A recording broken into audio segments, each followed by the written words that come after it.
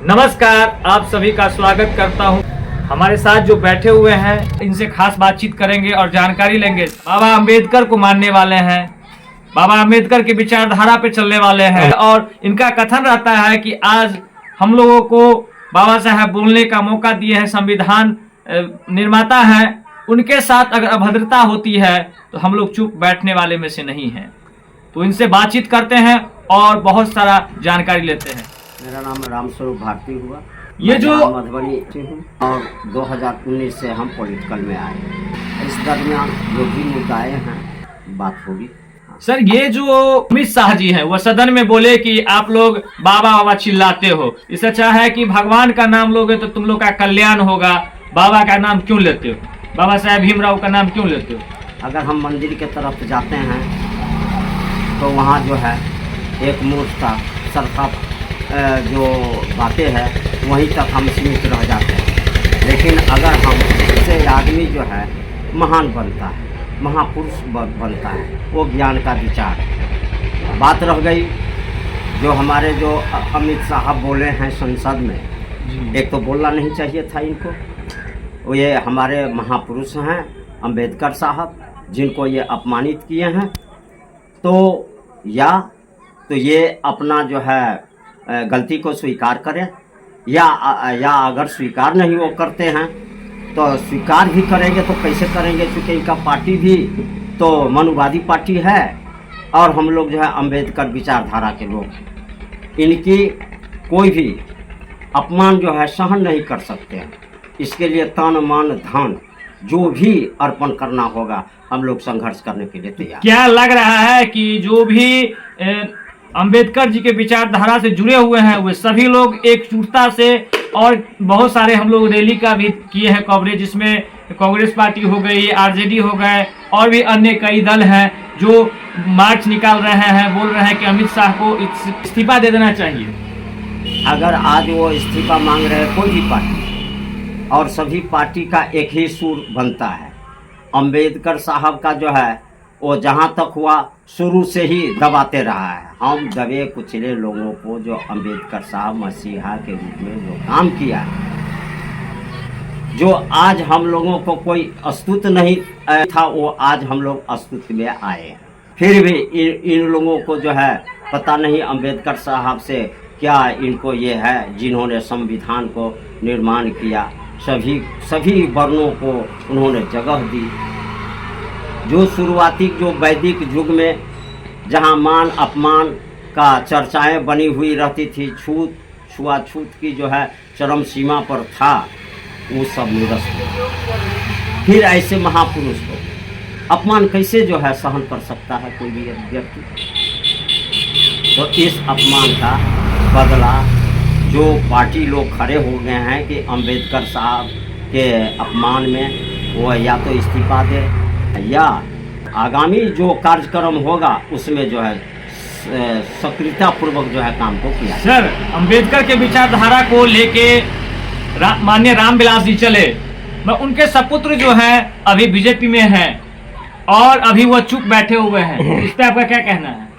देखिए, जो पार्टी का सिद्धांत होता है वो सिद्धांत के ये लोग जो है वो मान करके चलते हैं। और पार्टी में ऐसा भी है जो भाजपा शुरू से ये अंबेडकरवादी लोगों को नकारते रहा है, आज भी वही पोजीशन है। इसीलिए कोई भी पार्टी अगर आवाज़ उठाता है अंबेडकर जी का तो उनसे बचना चाहता है सच्चे मन से, तो इनका कोई जो है अर्पण नहीं क्या होता आपका है। कहना है कि चिराग जी को आगे आना चाहिए अंबेडकर जी के पक्ष में?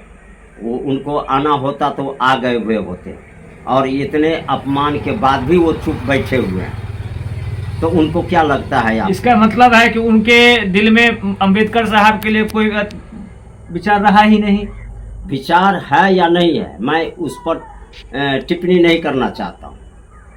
टिप्पणी इस बात का है कि हमारे सामने एट प्रेजेंट जो अपमान हो रहा है उस पर चुप्पी लगाए बैठ जाना, ये अपमानी। आगे हमारा एक मुद्दा है 2004-05 से मुद्दा है, जो सभी वोटरों को जो है पेंशन दिया जाए। यह पार्टी चली थी वोटर्स पार्टी इंटरनेशनल, मैं उसमें 2019 में लोकसभा का प्रत्याशी भी रहा हूँ।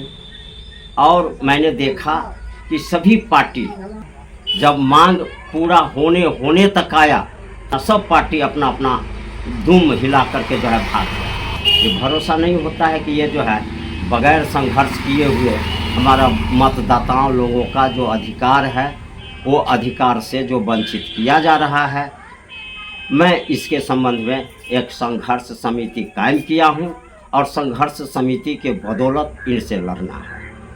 एक दूसरी बात यह है कि मतदाता जीडीपी, मेरा मांग है सरकार से कि अपने देश का आर्थिक बजट क्या है, उस बजट से आप जो है संसद चलाते हैं, कार्यपालिका चलता है, न्यायपालिका चलता है, और इन सबों पर जो खर्च है वो खर्च के बाद जो शेष मेरा बचता है, 19 में 6,000 रुपये की मांग थी, आज वह बढ़ करके 8,500 रुपया हो गया है, जो यह देने का आधा रकम मांग रहे हैं, आधा रकम से आप दे सकते हैं। और यह जो पैसा है यह हमारा अधिकार का पैसा है, क्योंकि ये जितने भी हमारे देश का जो उत्पादन है उसमें हमारा मतदाताओं का अधिकार है, हिस्सा है।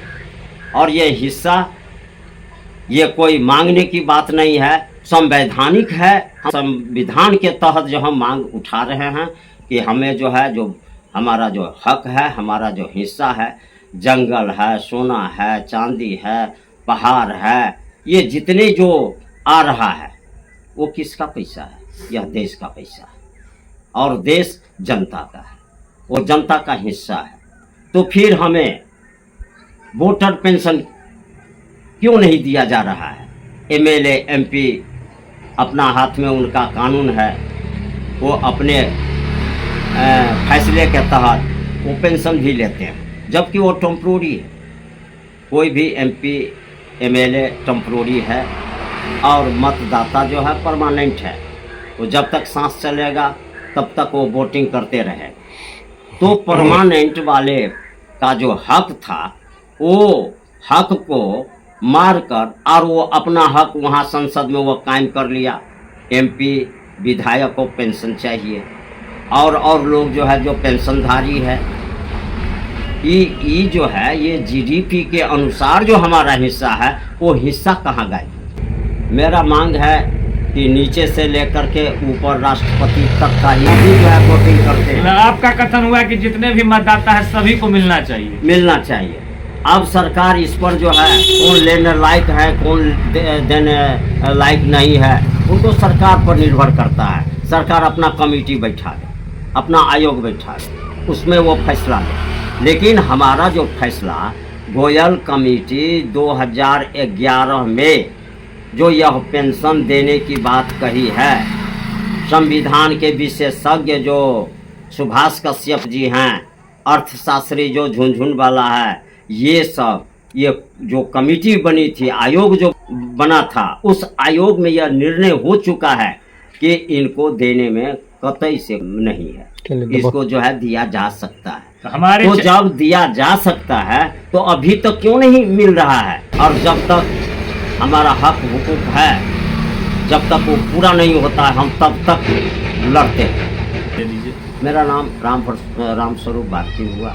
हम अम्बेडकरवादी विचारधारा से जुड़े हुए है कि अम्बेडकर जी का जो सपना था कि अर्थ के हिसाब से लोगों को जोड़े, वह नहीं जोड़ पाए थे। वही चीज़ को आप लोग मुहिम चला रहे हैं। देखिए, हमारा जो मांग है वो पूरे विश्व के लिए मांग है, पूरे मतदाताओं के लिए ये अधिकार की बात हो रही है। तो क्या इससे पहले ये जो मांग है ये दूसरे देश में कहीं कहीं लागू है कि नहीं? जी हाँ, अभी तक जो है 24 देशों में लागू हो चुका है। अपने देश की जहाँ तक बात है तो अभी विचार किया है, केजरीवाल अभी 2500 रुपया दिया जा रहा है जो महिला लोगों को दे। दिल्ली, झारखंड वाले जो है वो 2500 रुपया दिया है, और 3 ऐसे स्टेट हैं। परमानेंट सोल्यूशन चाहिए ना? जी हाँ, ये परमानेंट है, धन्यवाद। ये अधिकार है। चलिए, आपका बहुत बहुत धन्यवाद।